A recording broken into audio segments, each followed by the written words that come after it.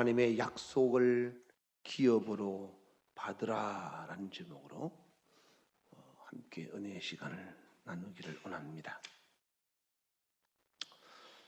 약속이라고 하는 것은 자기 자신이나 다른 사람과의 관계에 있어서 앞으로 일어날 일을 미리 정해 놓는 것을 말하죠.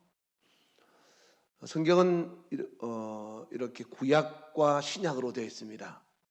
구약은 옛날 약속, 올드 테스트먼트라고 되어 있고, 신약은 뉴 테스트먼트라고 되어 있어 새로운 약속이라고 되어 있습니다.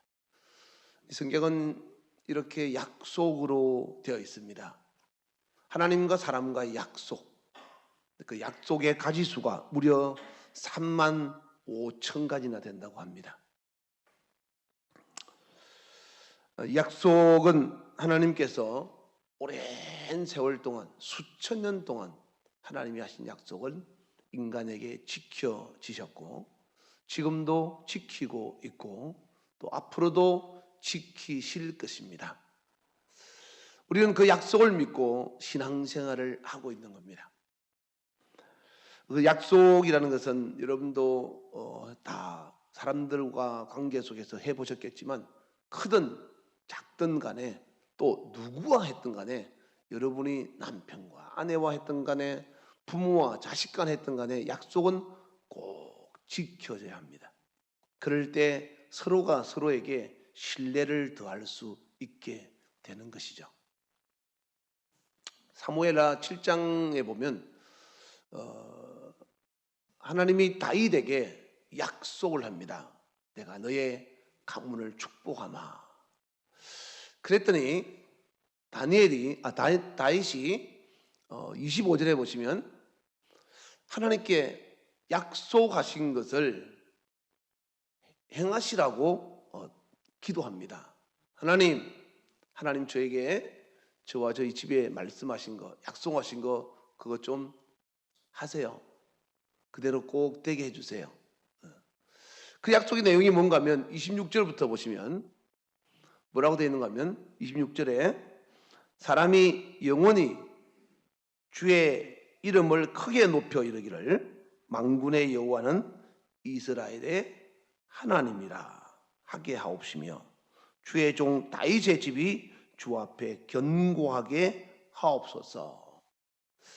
하나님이 하신 약속을 꼭 지켜서 하나님이 나의 하나님이심을, 그리고 이스라엘의 하나님을 알게 하여 주시옵소서, 이 말이죠. 27절에 보시면 만군의 여호와 이스라엘의 하나님이여 주의 종의 길을 여시고 이르시기를 내가 너를 위하여 집을 세우리라.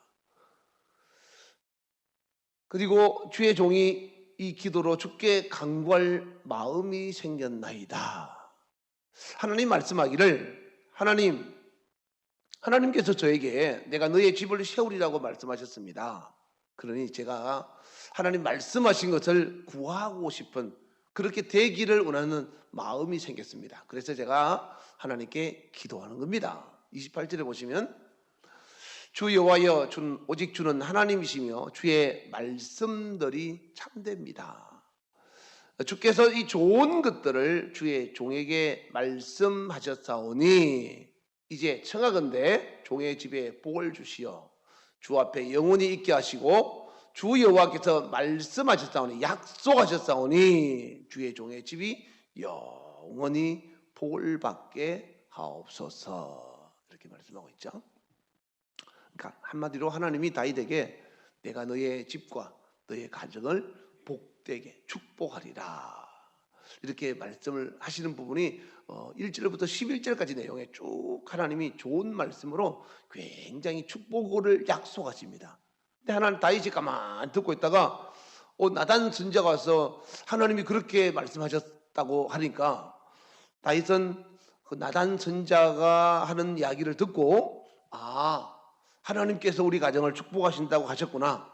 그래서 하나님 앞에 들어가서 앉아서 기도하면서 하나님이 저에게 약속하신 거 제가 이제 구할 마음이 생겼습니다. 그러니까 약속하신 것을 약속하신 대로 내게 꼭 되게 하셔서 하나님이 나의 하나님이요 이스라엘의 하나님을 알게 하여 주시옵소서 라고 이야기한 내용이 오늘 본문에 기록되어 있는 거죠.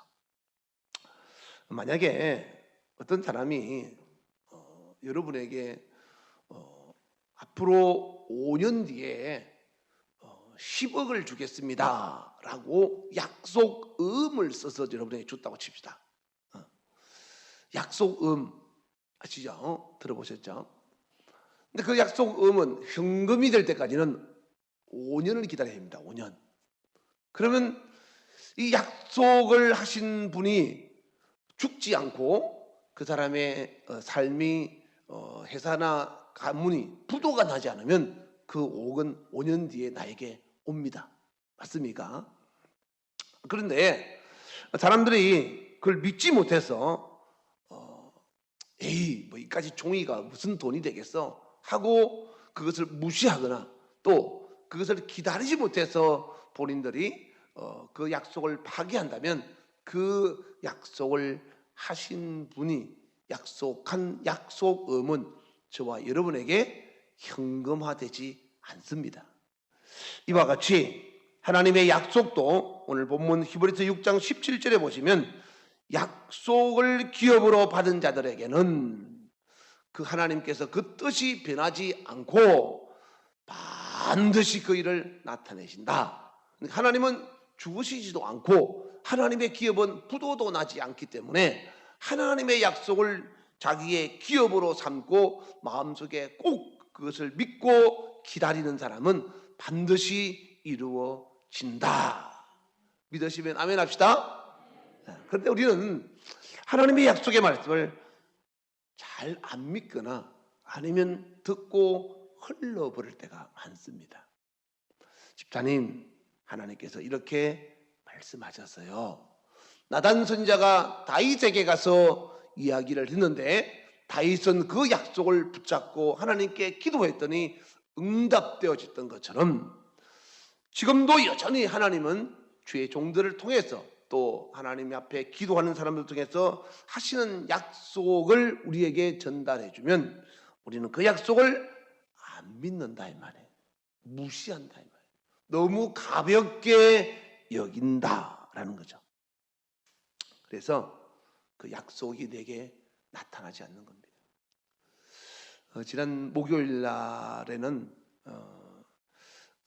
나이 70이 넘으시는 저희 노예 목사님이 계시는데 그분이 저희 총회장까지 하신 분입니다.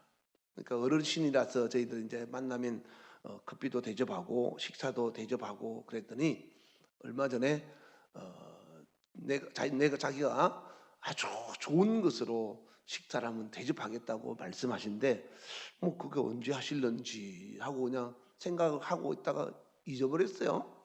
근데 이제 전화가 온 겁니다. 식사를 한번 하겠다고 대접한다고 약속했더니 내가 약속을 지킬 테니 약속을 날짜와 시간을 잡아서 만납시다. 그래서 목사님이 좀 연락을 해 주십시오. 그래서 제가 이제 연락을 했잖아요.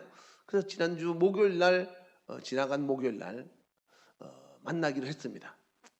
근데 이제 만나기로 했는데 그 전날 밤부터 기상청으로부터 일기예보 소식이 이제 들려오면서 중앙재난본부에서부터 지속적으로 문자가 계속 오기를 내일은 대설 즉 폭설과 더불어서 태풍에 가까운 강풍이 분다고 문자가 계속 오더라고요.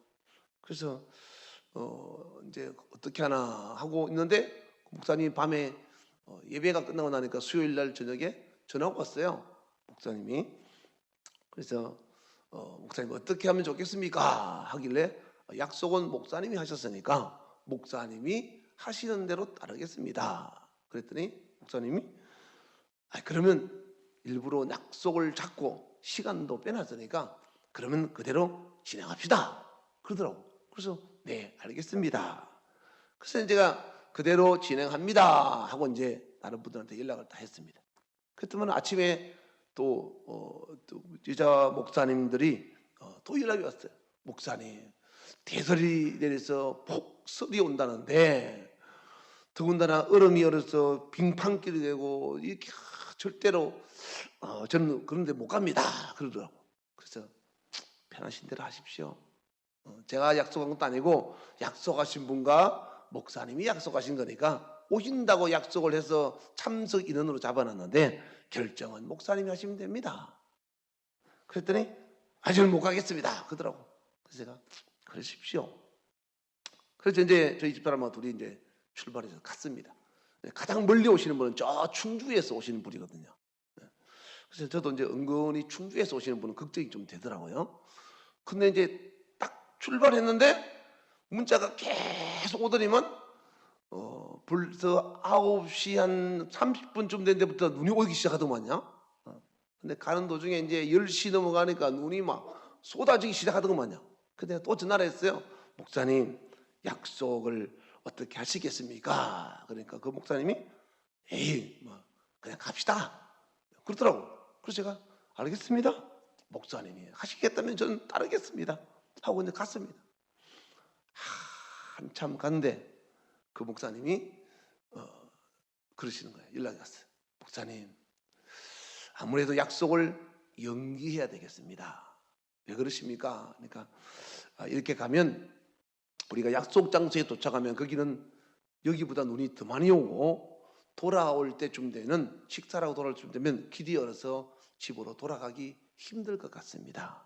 그러니까 다른 사람들도 있고 하니까 목사님이 연락을 좀 다시 했으면 좋겠습니다. 다른 날짜를 잡아서 연락을 주시면 제가 그때 대접하겠습니다. 그러더라고. 그래서 제가 그러십시오. 저야 목사님이 하자는 대로 하겠습니다. 그래서 이제 충주에 계시는 분, 제일 멀리 계시는 분도 연락을 했어요. 그분이 이제 올라오신 도중에 전화를 받았어요.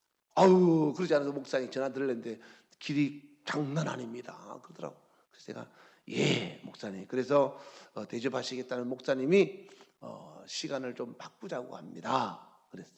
그때니까 그분이 예, 아무래도 그래야 되겠습니다. 하고 이제 다 날짜를 다시 조정하고 돌렸습니다. 돌리고 한 1시간쯤 지나니까 해가 나기 시작하는 거예요. 네? 그 내가 그랬어요. 역시 우리나라 기상청 1, 2예보는 역시 구라청입니다. 기상청 운동회 한 날도 비가 왔다고 하지 않습니까? 자기들이 운동회 한 날인데 비 온 날 잡은 거예요. 해가 날 줄 알았는데 가보니까 비가 온 거죠. 그 정도로 오보를 하는 거니까 제가 그전에 그랬거든요. 에이, 기상청 오보니까 갑시다. 근데 막상 가니까 눈이 많이 오니까 걱정이 되더라고요. 저도요. 그렇지만 약속은 약속이다 이 말이에요. 그러나 그 약속을 약속하신 분이 연기를 하신 거예요. 그래서 돌아갔는데 다 돌아가신 다음에 다들 웃으면서 한마디 한 거예요. 아니, 이렇게 해가 날 줄 알았으면 그냥 갈 걸 그랬어요. 응? 다 이제 이야기한. 그래서 내가 그랬어요. 거기다가 그런 말을 써놨어요. 하나님은 한번 약속하신 것을 우리가 변치 않으면 지키시듯이 우리도 어떠한 상황이라도 약속을 하신 것은 약속을 지켜야 된다는 것을 교훈으로 얻었습니다. 그랬더니 참석하지 아예 처음부터 출발했던 여자 목사님 두 분이 목사님 죄송합니다. 잘 알겠습니다. 다음번에는 꼭 참석하겠습니다. 이렇게 써놨더라고요.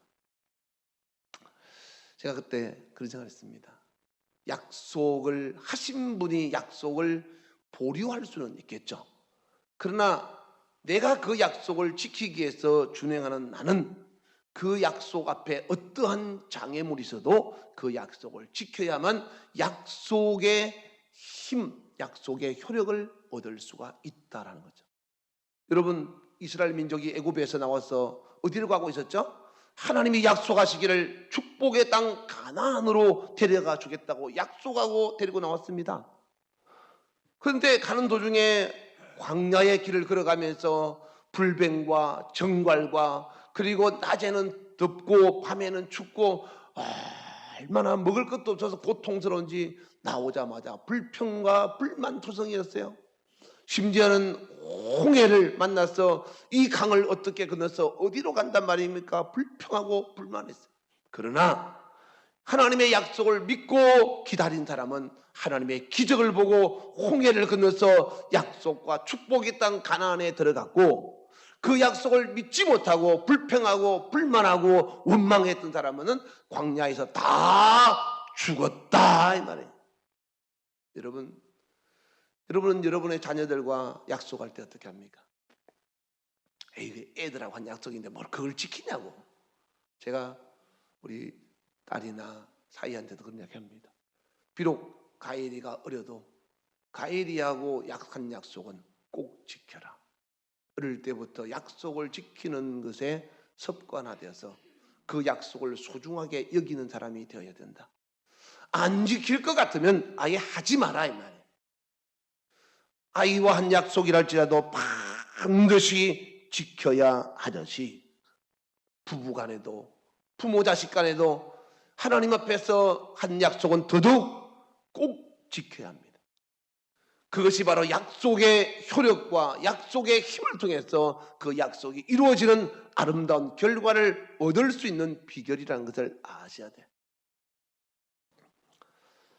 하나님은 반드시 약속을 지키시는 분이십니다. 천국은 하나님이 하나님 앞에서 거듭난 자들에게 약속하신 것이고, 지옥은 하나님 앞에서 범죄한 자들에게 약속하신 약속입니다. 여러분들에게는 어떤 약속이 이루어지기를 원하십니까? 신명기 28장은 우리는 축복의 장이라고 말하지만 그 신명기 28장의 3분의 1은 축복인가 하면 3분의 2는 전부 저주에 관한 내용입니다. 하나님과의 어떤 약속을 지키느냐에 따라서 하나님은 나에게 축복으로 나타내실 수도 있고 저주로 나타내실 수도 있습니다. 그래서 우리는 하나님의 약속을 기업으로 삼고 그 약속을 끝까지 하나님이 보류하실지언정 나는 하나님 앞에서 그 약속을 어떠한 상황 속에도 지키겠다는 마음의 각오를 가지고 약속을 붙잡고 나아가는 사람은 그 약속에 반드시 좋은 것으로 응답하시는 하나님을 만나게 된다는 것을 아시기 바랍니다. 홍해를 만났을 때 하나님은 어떻게 했습니까? 홍해를 갈라뜨리고 홍해를 건너가겠어요. 광야에 먹을 것이 없을 때 하나님은 만나를 내려주셨고요. 낮에는 추울 때, 낮에는 더울 때 구름 기둥으로 갈아주셨고, 밤에는 추울 때 불 기둥으로 따뜻하게 그들을 지켜주셨습니다. 40년 동안이나 신발과 옷이 헤어지지 않도록 하나님이 지켜주셨어요. 하나님은 한번 약속하신 것을 꼭 지키십니다. 이유는 민수기 23장 19절 말씀처럼 하나님은 사람이 아니기 때문에 그렇습니다. 하나님은 사람이 아니요 거짓말하시는 분도 아니고 한 번 말씀하신 것을 반드시 실행하시는 분이라는 것을 우리는 꼭 알아야 됩니다. 그래서 하나님의 심판도 무서운 겁니다. 하나님의 심판도 하나님의 약속입니다. 하나님의 축복도 하나님의 약속이고, 하나님은 거짓말하지 않고 정직하신 분입니다.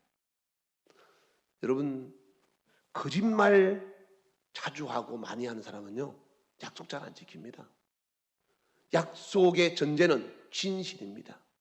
그래서 우리는 하나님 앞에서 사람 앞에서 항상 정직하고 진실해야 됩니다. 거짓이 많으면 아무리 달콤한 약속에도 그 약속은 하나의 떠도는 구름과 같습니다.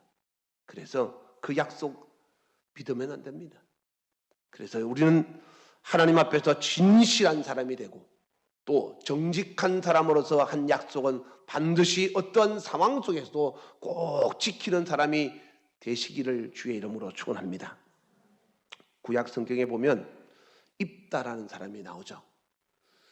입다가 암몬 족속과 전쟁하러 갈 때 하나님 앞에 이렇게 기도했습니다.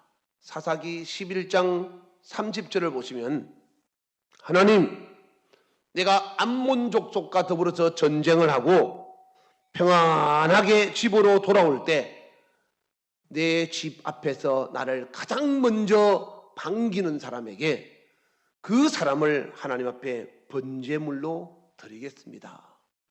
아니, 약속을 해도 이런 약속을 참 하는 것은 위험한 거죠, 그죠? 그런데 그런 약속을 입다는 얼마나 다급해서, 얼마나 이 전쟁이 중요하고 얼마나 위험한 일인 줄 알기 때문에 내가 죽었다가 다시 살아서 돌아오는 것과 같다 이 말이에요.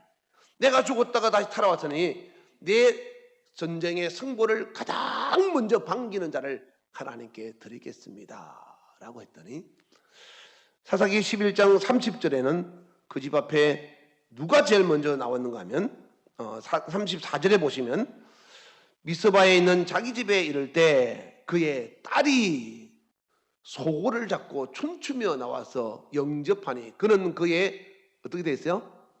네, 무남동녀라. 무남동녀, 아들도 없고 하나밖에 없는 외동딸이다 이 말. 그 외동딸이 나와서 춤을 추는 겁니다. 그러면 아유, 하나님, 제가 하나님께 약속을 잘못했습니다. 죄송합니다. 그럴 수 있잖아요. 그런데 35절에 보시면 입다가 그를 보고 자기 옷을 찢으며 이르기를 어찌할꼬 내 딸이여, 너는 나를 참담하게 하는 자요 너는 나를 괴롭게 하는 자 중에 하나로다. 내가 여호와를 향하여 입을 열었으니, 하나님 앞에 약속했으니 이 말이죠. 능히 돌이키지 못하리라. 약속을 어길 수 없다 이렇게 말하는 거예요. 딸한테. 아니, 아버지가 딸이 여럿이는 것도 아니고 외동딸 하는데 그 딸을 하나님께 바치겠다고 한, 딸을 바치겠다는 것도 아닌데 그 딸이 나서 춤을 추는 걸 보면서, 얘야, 내가 하나님께 약속하기를 내가 전쟁에서 이겨서 돌아올 때 가장 먼저 나와서 나를 반기는 자를 하나님께 바치기로 약속을 했다. 그런데 그 약속을 내가 번복할 수 없구나. 어떻게 하면 좋냐? 그럴 때 36절에 이 딸이 참 멋있습니다. 입다의 딸이 정말 멋있어요. 딸이 그에게 이럴 때, 나의 아버지여, 다 같이 시작. 아버지께서 여호와를 향하여 입을 여셨으니, 약속했으니 말이죠. 아버지의 입에서 낸 말씀대로, 약속하신 대로 내게 행하소서. 이는 여호와께서 아버지를 위하여 아버지의 대적 암몬 자손에게 원수를 갚으셨음이니이다. 아버지, 나 하나 죽어서 아버지가 전쟁에 이겨서 많은 백성들을 살리고 나라를 구했으면 저는 됐습니다. 저는 기꺼이 번제물이 되겠습니다. 참 멋있는 사람이에요. 제가 이 성경을 보면서 사람들이 하나님 앞에 많은 약속을 해놓고 안 지키는 사람을 참 많이 봅니다. 그럴듯하게, 그리고 아주 뭔가를 할 만한 그런 위대한 사람인 것처럼 말을 하지만은 막상 그 약속을 지키지 않는 사람 정말로 많이 봅니다. 전도서 5장 5절에서 6절 말씀을 보시면, 서원하고, 이 말은 하나님께 약속하고 이 말이죠. 갚지 아니하는 것보다 서원하지 않는 것이 더 낫다. 약속 안 하는 것이 낫다 이 말이겠죠. 6절에 보시면, 너의 입으로 내 육체가 범죄하게 하지 말라. 네가 약속하고 안 지키면 네 몸이 범죄하는 거다 이 말이죠. 천사들 앞에서, 하나님의 사자들 앞에서, 하나님 앞에서 내가 서원한 것이, 하나님 앞에 약속한 것이, 하나님 제가 실수했습니다. 하나님 제가 딸을 드린다는 것이 아니고요, 그냥 저희 집에 종이 나오면 한 명 드리려고 생각했는데 제 딸이 나왔으니까 이건 아닙니다. 하나님 이해해 주세요. 이런 말 했다고, 실수했다고 말하지 말라는 거예요. 응? 어찌 하나님께서 너의 목소리로 말미암아 진노하게 하사, 이 말이죠. 진노하사 네 손으로 한 것을 멸하시게 하겠냐. 네가 한 약속을 네가 안 지키면 네가 수고한 것을 하나님이 반드시 멸한다 이 말이죠. 창세기 23장인가요? 거기 보면 야곱이 자기 형 에서를 피해서 드디어 자기 외삼촌 집 라반의 집으로 도망갈 때 베델을 지나가면서 거기서 잠을 자면서, 하나님 제가 형을 피해서 외삼촌 집에 갔다가 무사히 돌아오게 되면 내가 이곳에다가 하나님께 단을 쌓아서 하나님께 제사하겠습니다. 이렇게 약속을 해요. 그리고 10분의 1을 10의 1조는 반드시 하나님께 드리겠습니다. 이렇게 약속하죠. 야곱이 이제 드디어 20년이 된 다음에 돌아옵니다.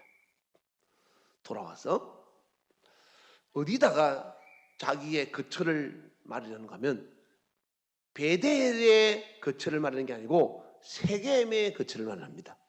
그러니까 안산에 거처를 마련하게 했던 사람이 안산이 아니고 시흥에다 하는 거죠. 하나님 앞에 약속한 것이 틀렸어요. 그곳에서 무슨 일이 나는가 하면 야곱의 딸들이 그 지역 사람들에게 강간을 당하는 일을 발생합니다. 야곱이 그때서 깨달은 거예요. 아, 내가 하나님과 약속을 어겨서 이런 일이 생겼구나.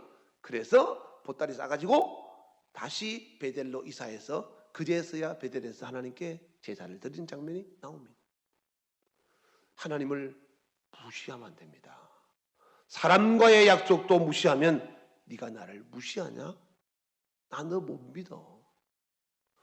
여러분, 요즘은 신용사회라고 합니다. 그래서 대부분 다 카드를 사용하죠. 카드를 쓴다는 것은 내가 나중에 돈을 갚겠다는 의미예요. 약속입니다. 제가 나중에 돈을 갚겠습니다. 우선 이 카드를 먼저 쓰고 제가 나중에 돈을 갚을 테니 물건을 먼저 주시죠 하고 사회와의 약속이죠. 근데 내가 카드를 메꾸지 못했어요. 돈을 못 줬어요. 그럼 어떻게 되죠? 연체를 붙입니다. 그게 계속 쌓여가면 끝까지 못 갚으면 어떻게 되죠? 신용불량자가 됩니다. 신용사회에서 신용을 지키지 못하면 신용불량자가 되는 것처럼 사람과의 관계에서도 약속한 것을 지키지 못하면 그 사람에 대해서 믿지 못하는 거예요. 그 이유가 뭡니까? 결국 그 사람은 거짓말쟁이가 되는 거예요. 이와 같이 하나님 앞에서 우리가 한 약속을 하나님 앞에 지키지 못하면 하나님 앞에 우리는 어떤 사람이 됩니까? 첫째, 거짓말쟁이. 둘째, 하나님이 우리를 못 믿는 거예요. 하나님이 나를 믿어줄 때까지 하나님이 나를 믿기게끔 내가 하나님께 온전히 인정받게끔 노력하는 거죠. 창세기 12장 1절 이하에 보면 하나님이 아브라함을 찾아와서 아브라함에게 이렇게 약속합니다. 이때 아브라함 나이가 얼마인가 하면 아브라함 나이가 75세였어요. 아브라함에게 하나님 말씀하기를 너는 너의 고향과 친척과 아버지의 집을 떠나서 내가 너에게 보여줄 땅으로 가거라. 2절에 보시면 내가 너로 큰 민족을 이루고, 지금 아브라함이 나이 75세인데 자식이 없는데 하나님이 약속하기를 네가 네 집을 떠나면 그리고 내가 지시하는 곳으로 가면 내가 너에게 큰 민족을 이루어 주겠다. 그럼 아브라함은 무슨 생각할까요? 하나님, 제 나이가 75세입니다. 내가 어디를 가서 얼마나 자식을 쌍둥이를 몇 분을 낳아야 큰 민족이 되겠습니까? 하고 이론적인 생각을 하지 않겠습니까? 대부분 사람들은 그러겠죠. 근데 이제 아브라함은 하나님이라는 분을 전혀 알지도 못하면서, 우리는 지금 하나님을 오랜 세월 동안 조상들이 믿어왔고 우리의 선조들이 하나님에 대해서 설명을 했기 때문에 알고 또 우리도 만난 경험이 있기 때문에 이렇게 믿지만은 아브라함은 전혀 하나님을 모르는 거예요. 모르는 상태에서 하나님이라고 찾아오신 어떤 분의 목소리를 듣고 그렇게 행동한다는 것은 정말로 쉽지 않습니다. 아브라함은 드디어 모든 짐을 싸서 떠납니다. 무엇을 믿고? 큰 민족을 이루고 너의 이름을 창대케 하고 복 주겠다고 하는 그 말을 믿고 그동안 75년 동안 살았던 아버지와 가족들과 고향을 버리고 떠난다 이 말이에요. 3절에 보시면 내가 너를 축복하되 너를 축복한 자에게는 내가 같이 복을 내리고 너를 저주한 자는 내가 저주하겠다. 땅의 모든 족속이 너로 말미암아 복을 받을 것이라. 이런 약속을 받고 아브라함은 떠납니다. 근데 아브라함이 75세에 떠났는데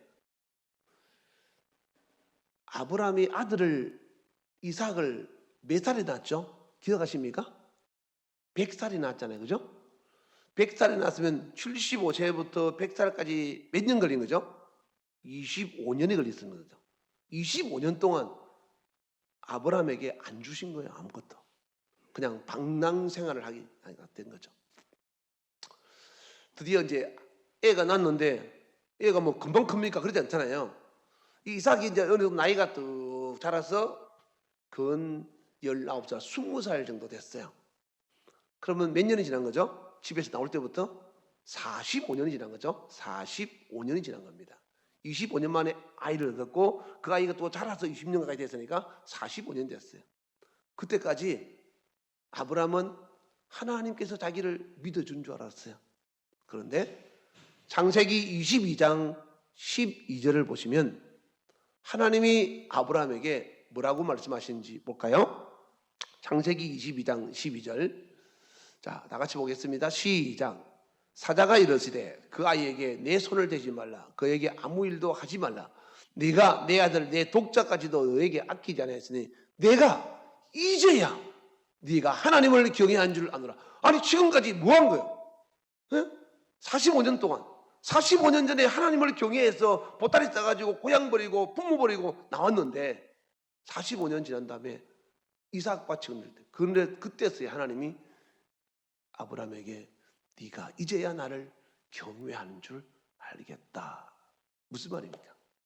네가 내 말을 듣고 내 약속을 믿고 이렇게 지금까지 45년 동안 쭉 이행하는 걸 보니까 이제 내가 너를 믿을 수 있겠어. 그 말이에요. 16절 보겠습니다. 16절을 보시면 여호와께서 이르시되 내가 나를 가리켜 맹세하노니 네가 이와 같이 행하여 내 아들 독자도 아끼지 아니하였은저. 17절 내가 너에게 이제 약속한 거죠. 12장에 약속한 거죠. 큰 복을 주고 내 씨가 크게 번성하여 하늘의 별과 같고 45년 전에 한 약속을 다시 하는 거야. 내가 너에게 한 약속 알지? 기억하지? 그거 내가 너에게 꼭 지키게 해주마. 하늘의 별과 같고 바닷가의 모래 같게 하리니 네 씨가 너의 아들자들이 너의 손자들이 그 대적의 성문을 차지하리라. 18절에 보시면 다 같이 시작. 또 내 씨로 말미암아 천하 만민이 복을 받으니 이는 네가 나의 말을 준행하였습니다. 네가 나의 약속을 지켰습니다. 그래서 너뿐 아니라 네 자식을 통해서도 다른 사람이 복을 받게 하는 축복의 씨앗이 되게 해 주겠다라는 거죠. 약속은 이렇게 중요한 겁니다. 우리가 살고 있는 시대는 약속을 너무 중하게 여기지 않고 그냥 가볍게 여기는 그럴 때가 참 많습니다. 우리가 살아가면서 하나님 앞에서 이런 약속을 잘 지킬 수 있는 사람이 되면 참 좋을 것 같습니다. 오늘 저와 여러분이 과연 하나님 앞에서 얼마만큼 약속을 잘 지키는지 한번 생각해 보시면 좋을 듯 합니다. 오늘 본문의 히브리서 6장 15절에 보시면 아브라함이 약속을 지키기까지는 몇 년 걸렸다고요? 45년을 참고 견디면서 믿고 따라온 겁니다. 아브라함이 오래 참아 약속을 받았느니라 이렇게 했죠. 이와 같이 아브라함은 하나님의 약속을 첫째 믿었고 둘째 기다렸다는 거죠. 약속은 믿고 그 때를 기다리는 것이 굉장히 중요합니다. 모든 일에는 순서가 있는 것처럼 하나님의 약속도 정한 때가 있습니다. 하박국서 2장 3절에 보시면 이 묵시는 정한 때가 있나니 유미야 하박국 2장 3절 같이 시작. 이 묵시는 정한 때가 있나니 그 종말이 속히 이르겠고 결코 거짓되지 않으리라. 비록 더딜지라도 기다리라. 지체되지 않고 반드시 응하리라. 비록 더딜지라도 기다려라. 지체하지 않고 하나님이 하신 약속은 반드시 약속을 지키리라. 아브라함은 로마서 4장 19절에 보시면 100살이 되어서도 자기가 죽은 것 같음을 알고도 믿음이 약하여지지 않았다고 했습니다. 유미야, 로마서 4장 19절. 자, 한번 봅시다. 누가? 아브라함이 나이가 100세가 되어서 자기의 죽은 것 같은 것을 알고, 유미야 화면에 뭐가 나와 있네. 조금 신경 써줘. 사라의 태가 죽은 것 같고, 그러니까 아브라함이 이미 생리적으로 자식을 낳을 수 없는 상태가 되고 사라도 자식을 낳을 수 없는 상태가 됐다는 겁니다. 그래서 이미 죽은 것도 이미 자식을 낳지 못하는구나, 이 상황을 알고도 하나님에 대한 믿음이 약하여지지 않았다. 정말 대단한 거죠, 그죠? 죽음 같음을 알고도 믿음이 약하여지지 않았다. 그리고 20절에 보시면 믿음이 없어서 하나님의 약속을 의심하지 않고 믿음으로 견고하여져서 하나님께 영광을 돌리며, 21절에 약속하신 것을 또한 능히 이루실 줄을 확신했다. 여러분, 이렇게 상대방을 믿어보신 분 있습니까? 누구하고 약속할 때 그 사람 약속 지키는 사람 아니야, 그 사람하고 이야기해봐야 소용없어, 그래도 여러분이 그 사람을 얼마나 신뢰하느냐에 따라서, 아니야, 그 사람 꼭 약속 지켜. 지금 약속 지킬 수 없는 상황이라 할지라도 나중에 반드시 때가 되면 그 약속을 나는 지키리라고 믿어. 그 약속을 지킬 수 없는 상황인 줄 알면서도 믿음이 약하여지지 아니하고 그 약속을 능히 지켜질 줄을 확신하는 믿음, 정말로 대단한 신뢰겠죠. 여러분의 부부관계가 그렇게 신뢰가 조성되고, 여러분의 부모 자식 간의 관계가 그렇게 신뢰가 이루어지고, 저와 여러분의 관계가 그렇게 신뢰되어지고, 무엇보다 우리가 저와 여러분이 하나님과 관계에 있어서 그렇게 믿을 수 있는 그런 사람으로 만들어지기를 주의 이름으로 축원합니다. 사랑하는 여러분, 오늘 저와 여러분은 하나님 앞에서 얼마나 하나님에 대한 믿음을 가지고 있는지 한번 돌이켜보면 좋을 듯합니다. 주님 앞에서 우리는 하나님께서 하신 약속을 받기 위하여 지금까지 내가 얼마나 하나님이 약속에 대해서 내가 믿고 순종하고 내 의무를 다했는지. 약속은 일방적인 것도 있지만 약속은 대부분 쌍방에 의해서 이루어집니다. 내가 하나님께서 주시고자 한 약속을 받지 못했다고 말하기 전에 나는 하나님에 대해서 얼마나 하나님 앞에 약속을 잘 지키고 있는 사람인지를 한번 돌이켜 보면 좋을 듯합니다. 대부분 사람들은 하나님께 받고자 하는 것은 크지만 내가 하나님께 드리고자 하는 마음은 작습니다. 하나님 앞에서 하나님은 약속하신 것을 내게 약속하신 대로 이루어지기를 우리는 원합니다. 아브라함 같은 축복을 받기를 원하지만 나는 이삭 같은 하나님 앞에서 내게 소중한 것을 하나님께 드리려고 하지 않습니다. 다윗 같은 축복을 받기를 원하지만 다윗같이 잘못된 것을 회개하고 철저히 회개해서 하나님 앞에서 새롭게 살겠다고 각오하지는 않습니다. 하나님 앞에서 우리는 많은 것을 약속합니다. 아나니아와 삽비라 같이, 사도행전 5장 1절 이하에 보면 아나니아와 삽비라 같이 하나님 앞에 약속하지만 그 약속을 지키기에는 항상 마음 부담스러워하고 불편하게 생각합니다. 아까 예배 전에 어떤 분이 전화가 왔어요. 그 전에도 그저께인가도 한번 전화 왔는데 제가 기도한다고 전화를 안 받았거든요. 근데 아까 또 전화 왔길래 그 같은 번 오길래 전화를 받았어요. 그래서 누구시냐고 했더니 나이 드신 할아버지 목소리더라고요. 할아버지가 누구신지 잘 모르겠다 했더니 옛날 나의 고향의 내 친구의 아버지더라고요. 그래서 나이 그분이 80이 훨씬 넘으셨는데 아주 정정하세요. 그래서 네가 맞냐 그러길래 예 제가 맞습니다. 그랬더니 너네 아버지 살아 계시냐 그러길래 저희 아버지는 20년 전에 돌아가셨습니다. 아 그래. 그러면 너희 아버지가 돌아가시기 전에 내게 돈 100만 원 빌려갔는데 그거 네가 갚을 수 있겠냐 이렇게 물으시더라고요. 제가 어떻게 대답해야 되겠습니까? 그래서